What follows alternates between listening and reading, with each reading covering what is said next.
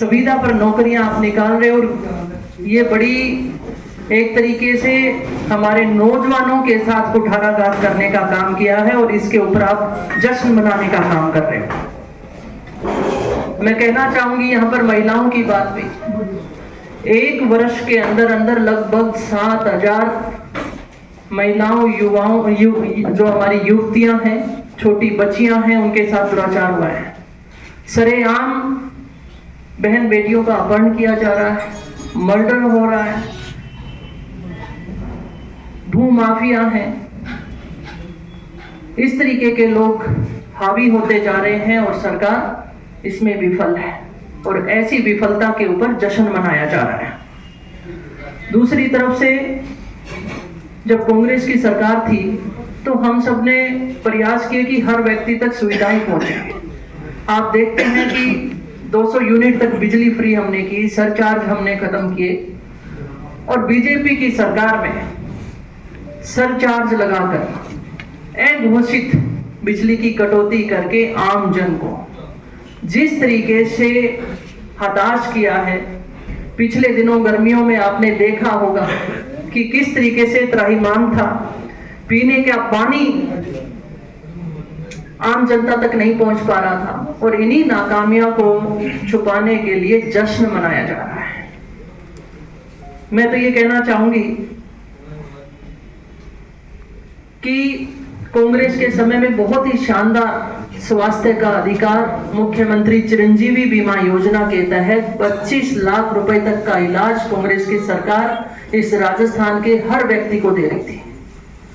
उसे 5 लाख रुपए तक में समेटने का काम किया, और वो 5 लाख रुपए तक का इलाज भी नहीं दे पा रहे हैं। तो मैं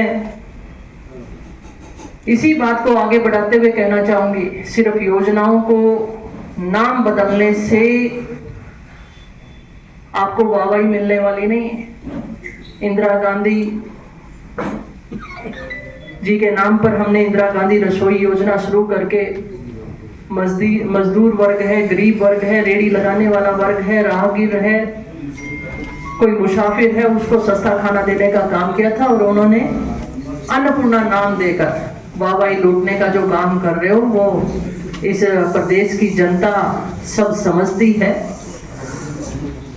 आम आदमी का बच्चा विदेश में उच्च शिक्षा ग्रहण करे, अपने पंखों को उड़ान दे। बड़े शर्म की बात है कि स्कॉलरशिप पास नहीं की जा रही है, और विदेश में बैठे बच्चे हमारा कटोरा हाथ में लेकर भीख मांगने पे मजबूर हो चुके हैं इस बीजेपी के राज के अंदर। तो आने वाले दिनों में जो प्रदेश की जनता है वो इनको सबक जरूर सिखाएगी, मैं ये जरूर कहना चाहूंगी। और चुनावी वादे के दौरान माननीय प्रधानमंत्री मोदी जी ने कहा था कि जब सरकार बनेगी तो हरियाणा और गुजरात की तर्ज पर राजस्थान में डीजल पेट्रोल के भाव हमें वो बराबर करेंगे, लेकिन उस बात को भूल गए हैं, सूद नहीं ले रहे हैं, और जश्न मनाने में करोड़ों करोड़ों रुपए का राजस्थान का जो रुपया है वो बर्बाद किया जा रहा है। किसान निधि के माध्यम से किसानों को 12,000 रुपए देने की जो बात की थी, मात्र 1,000 रुपए बढ़ाकर किसानों के साथ जो धोखा इन्होंने किया है। और बाजरे पर एमएसपी की बात की थी, उसके ऊपर आपको कभी भी बयानबाजी नहीं करेंगे। उल्टा कृषि मंत्री क्या कहते हैं कि किसानों को लोन नहीं देना चाहिए, कर्जा देना फिर माफ कर देना, इनकी नीयत बिगड़ रही है। इस तरीके के कृषि मंत्री के, राजस्थान के कृषि मंत्री के जो बोल हैं वो किसानों के लिए अपमानित करने वाले शब्द हैं। ये वो सरकार है पूंजीपतियों के कर्जा माफ करेगी, उन्हें कर्जा देगी, लेकिन किसानों के कोई तो 50,000 लेता है, कोई 2 लाख तक का लेता है।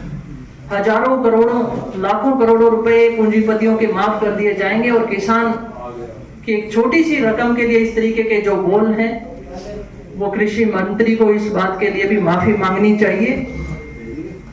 आप देखते हैं कि कांग्रेस के राज में 21 लाख किसानों के 14,000 करोड़ रुपए तक माफी की गई थी। ये किसानों के हित के कार्य थे। तो आप जहां पर भी देखते हैं, मैं ये कहना चाहूंगी, हमारे पास रिपोर्ट कार्ड है, कांग्रेस ने जितनी जन कल्याणकारी योजनाएं दी और जिसका लाभ कांग्रेस की सरकार में जनता को मिला, आज कांग्रेस की उस राज को जो है राजस्थान की जनता याद कर रही है। और दूसरी तरफ बेबस बदहाल भाजपा सरकार की नाकामी भी मैं आपको दिखाना चाहती हूँ। ये इतनी बड़ी लिस्ट जो कि समीक्षा के नाम पर इन्होंने बात रखी थी। कांग्रेस सरकार के द्वारा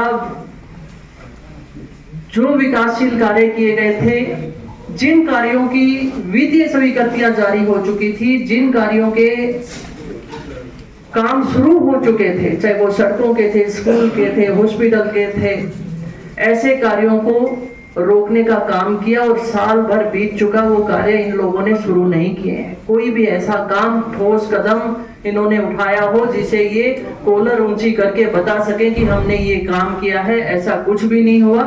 तो मैं यही कहना चाहूंगी कि कांग्रेस पार्टी, सम्मानीय राहुल गांधी जी, हमारे जो नेता मल्लिकार्जुन खड़गे जी हैं, हमारे अध्यक्ष हैं, उनके नेतृत्व में, हमारे प्रदेश अध्यक्ष गोविंद सिंह डोटासरा जी के नेतृत्व में, और जितनी भी हमारी कांग्रेस, चाहे गंगानगर जिले से हो, चाहे चूरू से हो, बीकानेर से हो, पूरे प्रदेश भर की जो जनता है उसके मुद्दे पूरी कांग्रेस हमारी उठाएगी, ये हम आपको भरोसा दिलाते हैं।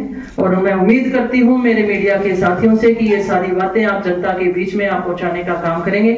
आप सबका आभार, धन्यवाद। प्रदेश कांग्रेस कमेटी के हमारे अध्यक्ष महोदय गोविंद सिंह डोटासरा जी के नेतृत्व में प्रत्येक जिले के ऊपर प्रेस वार्ता रखी गई और बड़े अफसोस के साथ मैं आप सबके बीच में ये बात रखना चाहूंगी। 18वीं जो हमारी लोकसभा का शीतकालीन सत्र था, उस सत्र में संसद के इतिहास में एक काला अध्याय लिखा गया है। बाबा भीमराव अंबेडकर जी, जिन्होंने संविधान के निर्माता हम कहते हैं जिन्हें, और ऐसे समय में जहाँ हम कहते हैं कि संविधान की ताकत से हमारा देश चलता है, हर आदमी उसमें अपनी निष्ठा रखते हुए अपनी बात कह सकता है, उनका अपमान करने का काम किया देश के गृह मंत्री जी के द्वारा। और हमारे नेता प्रतिपक्ष सम्मानीय राहुल गांधी जी ने बार बार सदन में बात रखी कि हम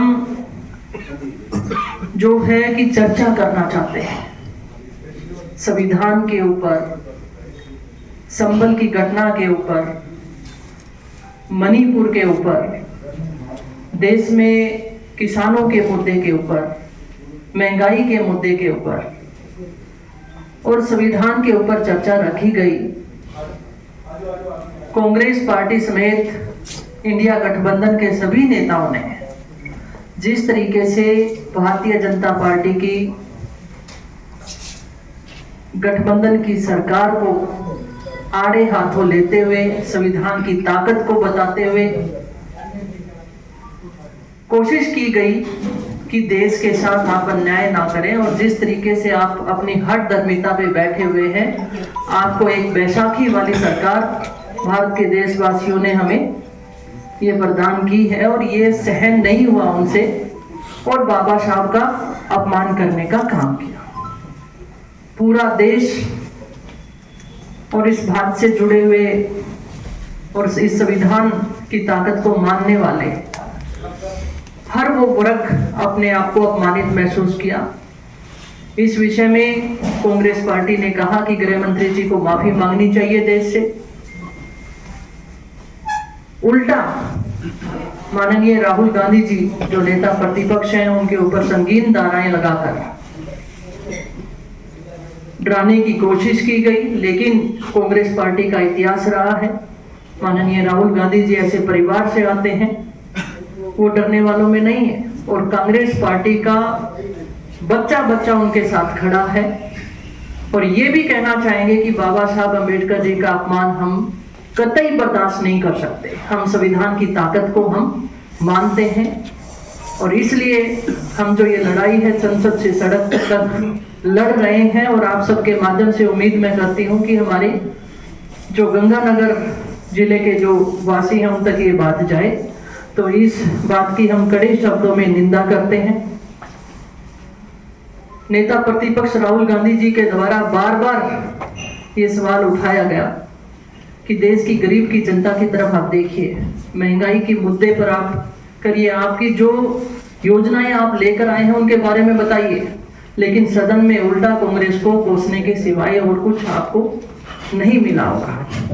आज आप देखते हैं कि रेलवे स्टेशन जैसी संस्थाएं हैं, एयरपोर्ट्स हैं, नवीनीकरण करके उनको बेचने का काम आज केंद्र की सरकार कर रही है। और जब ये घटनाक्रम संसद में हुआ तो आपने देखा 2 सांसद एडमिट हुए, जिनमें से सोशल मीडिया पे भी आपने बयान सुना होगा। एक सांसद कहता है कि पीछे से धक्का आया और आगे राहुल गांधी जी से तो थे और मुझे धक्का लग गया। सच्चाई अपने आप बोली गई, लेकिन बाद में घटनाएं और घटनाक्रम चेंज किया गया। इतने गंभीर अवस्था में उनको दिखाया गया। और दूसरी तरफ मैं इस सरकार को बताना चाहती हूँ, हरियाणा पंजाब बॉर्डर, खनौरी बॉर्डर पर किसान नेता जगजीत सिंह डल्लेवाल जी मरणावर्त पे बैठे हैं, किसानों की आवाज को बुलंद करते हुए। डॉक्टर चिंतित हैं, उनसे कभी भी कोई भी बीजेपी का नेता मिलने नहीं गया है, लेकिन झूठी राजनीति चमकाने के चक्कर में और अपने नेता को सही साबित करने के चक्कर में उल्टा वो दलदल में फंसते जा रहे हैं। दूसरी तरफ मैं ये कहना चाहूंगी आपको कि ये जो नेता गलती पे गलती किए जा रहे हैं, वो एक कहावत आपने सुनी होगी, अपनी अपनी डपली अपना अपना रख। तो मन में आए वैसे आप बयानबाजी करते जा रहे हैं, लेकिन देश की जनता ने संसद में हुए उस अपमान को सुना है, देखा है, वो कतई माफ नहीं करेगी, ये मैं कहना चाहती हूँ। और कांग्रेस पार्टी ने बार बार, चाहे वो राज्य स्तर की बात हो चाहे राष्ट्र स्तर की बात हो, हर बात को हमने उठाया है। आप देखते हैं कि पिछले दिनों 1 साल पूरा होने का राजस्थान की 25 सरकार ने जश्न मनाया।